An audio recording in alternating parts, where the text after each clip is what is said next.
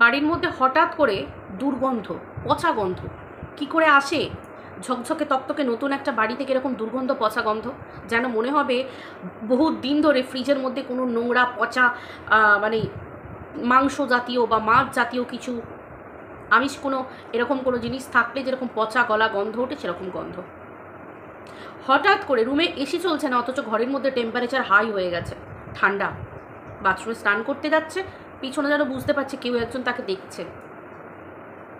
খাচ্ছে ডাইনিংয়ে বসে, কারোর একটা নিঃশ্বাস যেন মনে হবে চেয়ারে বসে খাচ্ছে তার ঘাড়ের মধ্যে পড়ছে। এরকমই একটা হাড়হীন করা ঘটনা আজকে আমি তোমাদের সাথে শেয়ার করবো। তো বন্ধুরা, ওয়েলকাম টু মাই চ্যানেল। আশা করি তোমরা খুব ভালো আছো, আমিও খুব ভালো আছি। আমার বাবা যখন কর্মজীবনে ছিলেন তখন বাবার একজন কলিগ বাবার সাথে ঘটনাটা শেয়ার করেছিলেন, এবং ঘটনাটা তার সাথেই ঘটেছিল। তিনি একটা প্রাইভেট কোম্পানিতে চাকরি করতেন আমার বাবার সাথেই। আমার বাবা প্রাইভেট কোম্পানিতে চাকরি করতেন, তিনিও প্রাইভেট কোম্পানিতেই চাকরি করতেন, সেম কোম্পানিতে। তিনি একটু আগে অবসর নিয়েছিলেন। অবসর নেওয়ার আগে তার যেহেতু নিজস্ব কোনো বাড়ি ছিল না, তিনি একটা ভাড়া বাড়িতে থাকতেন, সেই জন্য তিনি ঠিক করেছিলেন যে এই চাকরি জীবন শেষ হওয়ার আগেই তিনি একটা বাড়ি তৈরি করবেন। অ্যাটলিস্ট যেমনই হোক একতলা একটা বাড়ি, সুন্দর ঝাঁচকচকে, কারণ তার একটিমাত্র ছেলে একটিমাত্র মেয়ে, তারা পড়াশোনা করছে। ছেলেটা বড়, চাকরি পাবো পাবো হয়ে গেছে, আর মেয়ে একটু ছোট, পড়াশোনা করছে। তো সেই ক্ষেত্রে প্রথমত একটাই কথা, যে যে জায়গাটা উনি কিনেছিলেন, নতুন প্লটিং হচ্ছিল, সেখানে জায়গা কিনে উনি একটি ভালো বাড়ি করেন।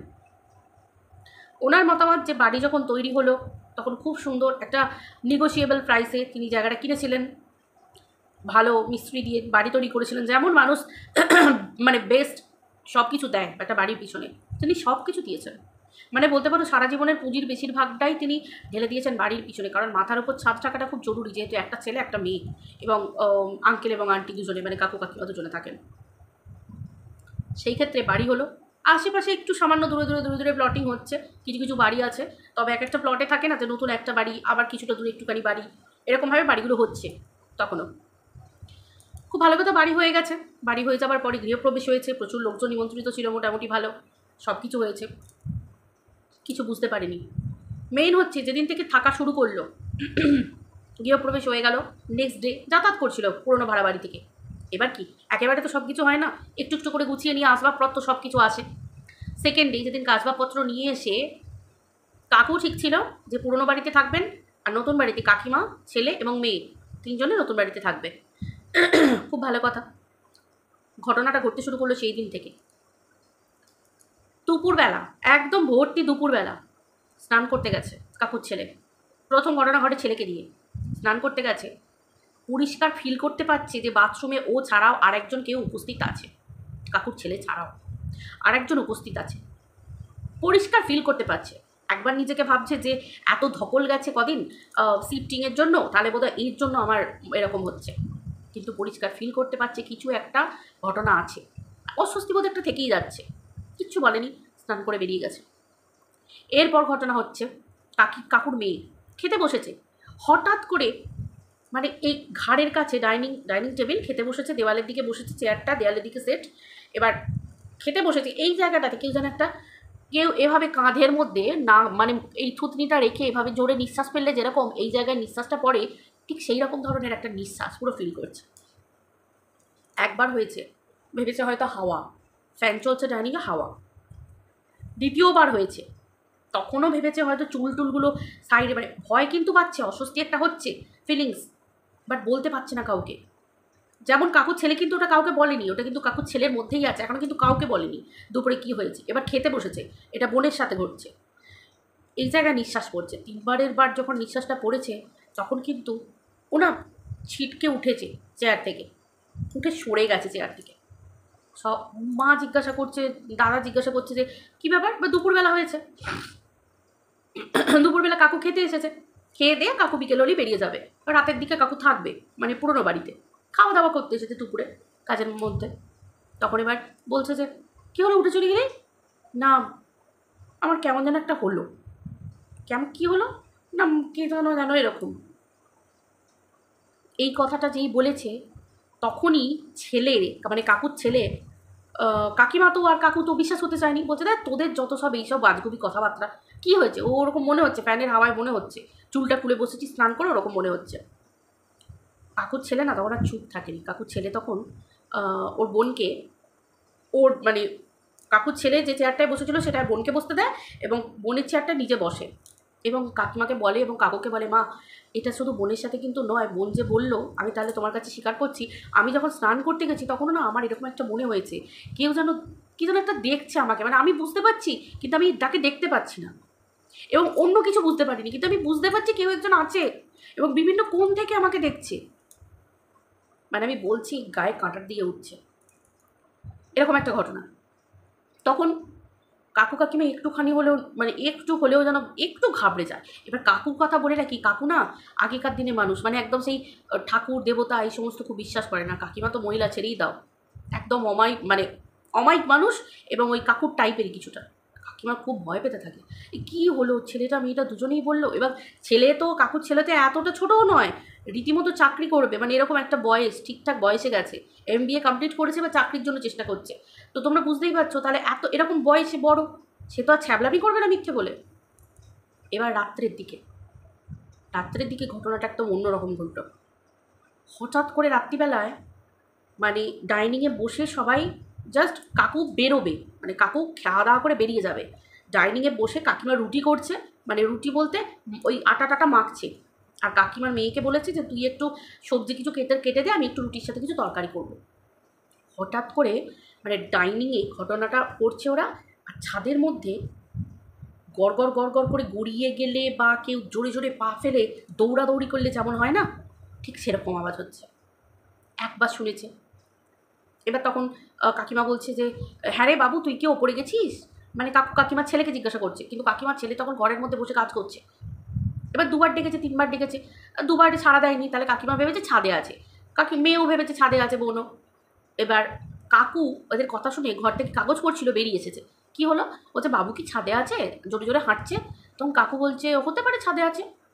3বারের বার যখন কাকিমা আবার কাকুও শুনতে পেয়েছে এবং বোনও শুনতে পেয়েছে, তখন এবার কাকু বলছে কি হচ্ছে বাবু, নেমে আয়, রাত্রিবেলাকে ওভাবে ছাদের মধ্যে ছুটে বেড়ায়, নেমে আয় রাতের বেলায়, রাত্রিটা নেমে আয়, সকালে যাবি। তখন না বাবুদা ছুটে এসেছে, মানে কাকুর ছেলে ছুটে এসে বলছে মা কি বলছো। তখন কাকু না কাকিমার দিকে তাকাচ্ছে, মানে এরা সবাই নিজেদের দিকে তাকাচ্ছে যে তাহলে বাবু যখন ঘরে ছিল তাহলে ওপরে কে ছাদে। তখন এবার ঘটনাটা বলে, রীতিমতো খানিকক্ষণ পর থেকে শুনতে পাওয়া যায় নুপুরের আওয়াজ, ছম ছম ছম এরকম, আর একটা হালকা হাসি, হি হি হি করে খিলখিল করে একটা হাসি, মানে অদ্ভুত। কাকু বলছে মানে জীবনে, আমাদের এই বয়স্ক জীবনে, মানে এইরম দিনও যে দেখতে হতে পারে পুরো পরিবারকে নিয়ে এত টাকা খরচ করে বাড়ি করার পরে মাথায় হাত বলে না, সেরকম মাথায় হাত পুরো, এরকম অবস্থা। কাকিমা তো কাঁদতে কাঁদতে বলে যে তুমি আজকে কোথাও যাবে না, আজকে ঘরের যা অবস্থা তুমি কোথাও যাবে না, ও বাড়ি যেমন তালা চাবি দেওয়া আছে ভাড়া বাড়ি থাকুক, তুমি ফোন করে ভাড়াতে বলে দাও বলছে আমরা আজকে আর আমি যাচ্ছি না, আমি কালকে সকালে যাব, তুমি আজকে বেরোবে না। স্বাভাবিক ঘটনা, ছেলে মেয়ে নিয়ে কাকিমা একা থাকবে, যতই ছেলে বড় হোক, কাকু একটা মানে গার্জেন থাকলে মাথার উপরে একটা অনেকটা নিশ্চিন্ত হয়। কাকু ভাবে না এভাবে ছেড়ে যাওয়া যায় না। কাকু তাড়াতাড়ি করে মানে চিন্তা করে যে কি করা যেতে পারে, কি হতে পারে। কাকু বলে রাতটা তো অন্তত দেখতে হবে যে কি হবে।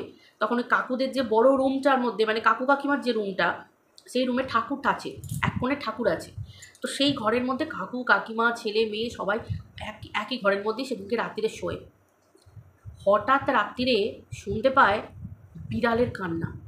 একটা বিড়াল মানে অনর্গল সারা রাত চেঁচাচ্ছে, সারা রাত, কিন্তু বিড়ালটাকে তন্ন তন্ন করে খুঁজেও কোনো ঘরের মধ্যে বিড়াল নেই, অথচ মনে হবে একটা বিড়াল কাঁদছে, গুমড়ে গুমড়ে কাঁদছে। বিড়ালের কান্না এমনি দেখবে বাচ্চা ছেলেদের মতো লাগে, বাচ্চা ছেলের কান্নার মতো লাগে। তার উপর চারিদিক মনে হচ্ছে এই টেবিলের তলা থেকে, টেবিলের তলায় নেই, ওই ঘর থেকে ওই ঘরে নেই, মানে এরকম মনে হবে। একটা কান্না শুনে যে মানুষ ফোকাস করে যায়, এরকম একটা ব্যাপার থাকে না, আওয়াজ শুনে আওয়াজকে অনুসরণ করে, কিন্তু কোথাও নেই। গোটা ঘরের মধ্যে পচা দুর্গন্ধ, মানে একটা আঁশটে, এবং মানে সেই মাংস পচলে, সে গায়ের মাংস হোক মাছ মাংস যাই বলো না কেন, পুরো ড্যামেজড একটা স্কিন, পচে গেলে যেরকম হয় সেরকম একটা গন্ধ, প্রচণ্ড পরিমাণ গন্ধ। এবার সে গন্ধ পাওয়া যাচ্ছে, গোটা ঘর নাকে চাপা দিতে হচ্ছে, এরকম একটা ব্যাপার।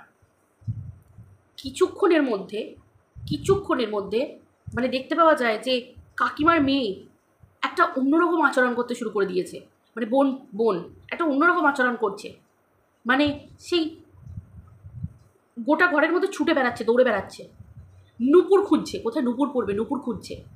কাকিমা বলছে এর কি হলো, এই মাত্র তো এখানে বসেছিল আমাদের সাথে, মানে হঠাৎ করে সেকেন্ডের মধ্যে রাত্রিবেলা কে নুপুর পড়ে। এবার কাকিমা যখনই বারণ করছে, কাকিমার দিকে একটা তেড়ে বলছে তুই দিবি না, তুই আমাকে দিবি না, মানে মানে আমি বন্ধুরা আমি কি বলবো, আমার কথাটা বলছি আমার গায়ে দেখো কাঁটা দিচ্ছে, তুই দিবি না আমাদের, দিবি না, মানে একটা সেই চোখ মুখের ধরনটাই পাল্টে গেছে, চোখ মুখ ওরকম হয়ে গেছে।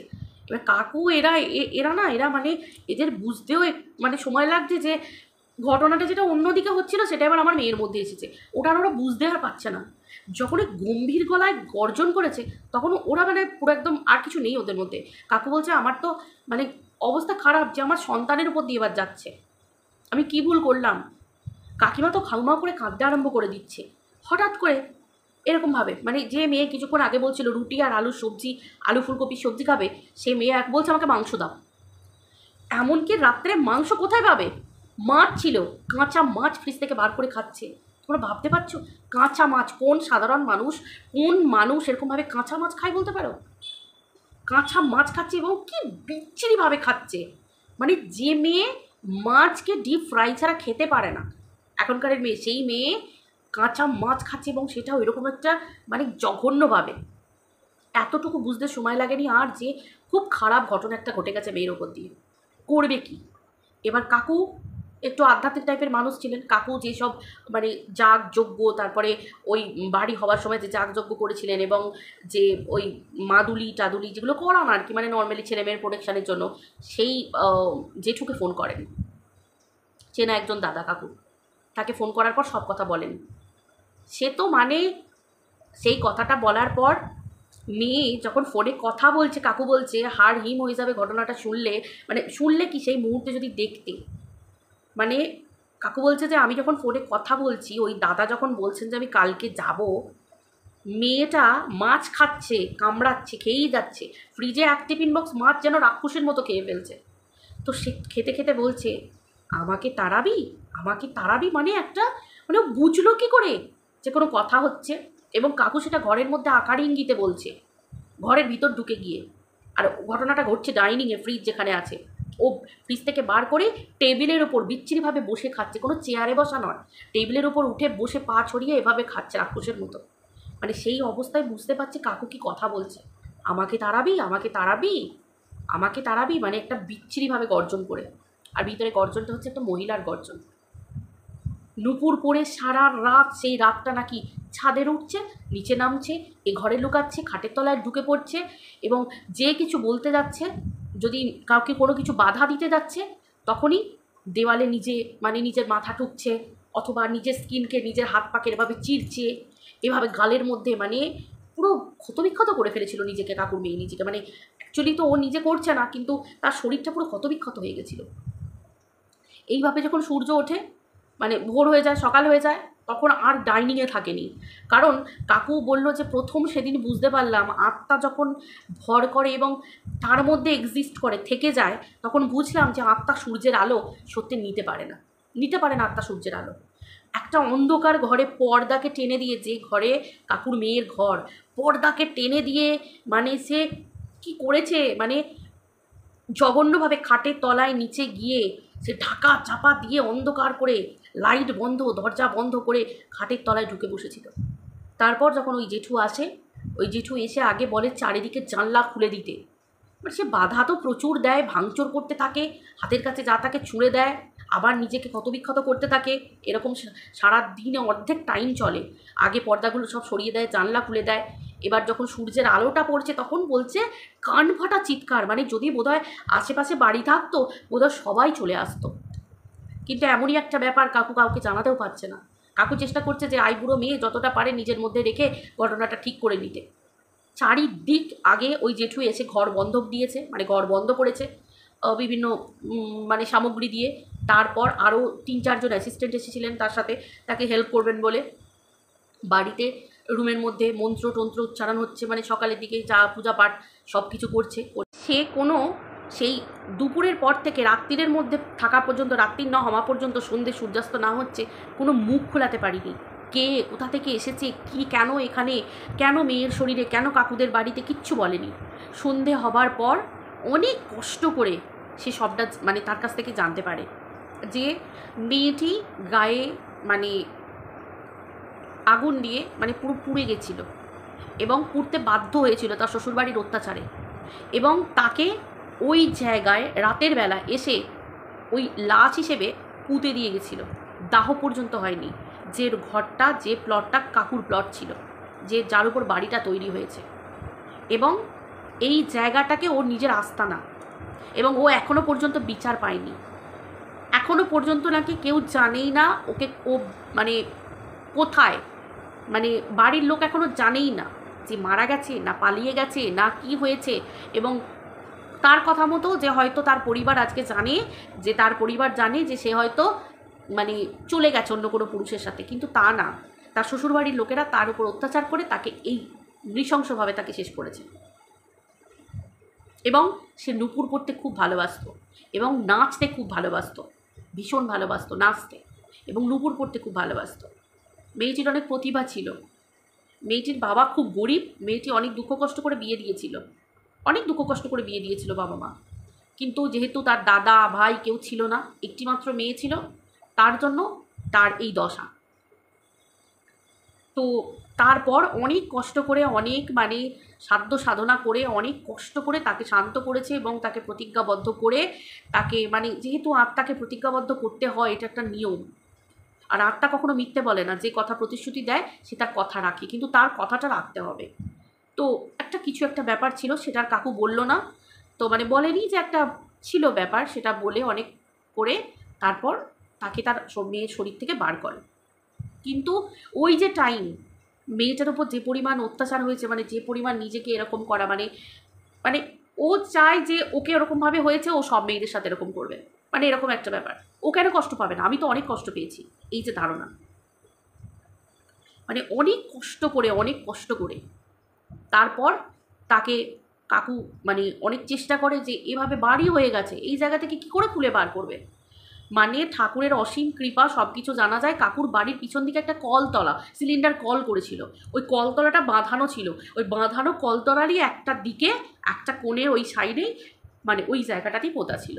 সব লোককে দিয়ে ভাঙিয়ে ওই বডিকে মানে ওই অনেক পুরনো, অনেক নিচে গিয়ে ওই যে উদ্ধার করে মানে হাড় গোড় কিছু পাওয়া গেছিলো, সেই সমস্ত তুলে ওই জেঠুর পরামর্শ মতো মানে ঠিক জায়গায় বাহিয়ে মানে জলের মধ্যে, গঙ্গা জলে মানে বইয়ে দেওয়া হয়েছিল, এবং পূজা পাঠ করে তার আত্মাটিকে সেখান থেকে সরানো হয়। এবং ওই কোণে ওই জায়গায় একটি তুলসী গাছ লাগিয়ে দেওয়া হয়। তুলসী গাছ, যেহেতু তুলসী গাছ এবং আরেকটি সঙ্গে একটি এমনি নর্মালি কিছু ফুলের গাছ লাগিয়ে দেওয়া হয়, যাতে যেহেতু কথায় বলে যে মানুষের মন, মেয়েদের মন, মানুষের মন ফুলের মতো, আর ফুলের থেকে পবিত্র জিনিস কিছু হয় না।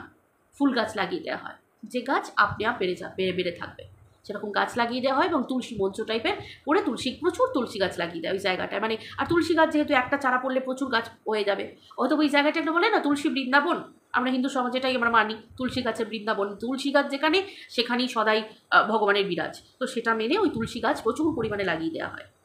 আর আজও কাকু সেই বাড়িতে আর কোনো উৎপাত নেই, কোনো কিছু নেই, এবং একটা সুন্দর পরিবেশ। তারপর ছেলে চাকরি পায়, তারপরে মেয়েও পড়াশোনা করে, ভালো হয়, তারপর মেয়ের বিয়ে থাওয়া হয় বড় জায়গায়, তো এরকমভাবে দিন কাটতে থাকে। তো এইরকম একটা ঘটনা। তো একটা ভুল যে বাস্তুটা কেমন ছিল, নতুন প্লটিং হচ্ছে, সবাই বিক্রি করছে, হয়ে গেল, কিন্তু এই যে ঘটনার সম্মুখীন হতে হলো। তাই বাস্তুশাস্ত্র মেনে মানুষ এখন হয়তো প্রচুর সবাই চায় যে বাস্তুশাস্ত্র মেনে সব কিছু দেখে বিচার করে, এগুলো সত্যি উচিত। কারণ কিছু একটা হয়ে গেলে না, তখন আর আমাদের কিছু করার থাকে না, কেউ না কেউ ভোগ করে পরিবারের, কিন্তু এই ভোগটা যাতে না হয় সেটার জন্য আগে থেকে যদি নিশ্চিন্ত হওয়া যায়, সেটাই খুব ভালো, তাই না? তো চলো বন্ধুরা, যদি ভিডিওটা ভালো লেগে থাকে অবশ্যই লাইক কমেন্ট শেয়ার করে দিও। আর যদি এরকম ঘটনা তোমাদের কাছে জানা থাকে, তোমরা আমার সাথে শেয়ার করতে পারো। আমার চ্যানেলের ডেসক্রিপশন বক্সে আমার মেল আইডি দেওয়া আছে, সেখানে আমাকে মেল করতে পারো। আমি তোমাদের সাথে কন্ট্যাক্ট করে সব কিছু জেনে আমি অবশ্যই আমার চ্যানেলে তোমাদের মানে সত্যি ঘটনা তুলে ধরবো। তো চলো, আজকে ভিডিওটা এই পর্যন্ত। আবার দেখা হচ্ছে এরকম একটা হার্ডিং করা ভয়ঙ্কর ভৌতিক ঘটনা নিয়ে আমার নেক্সট এপিসোডে। ততক্ষণ সবাই ভালো থেকো, সুস্থ থেকো।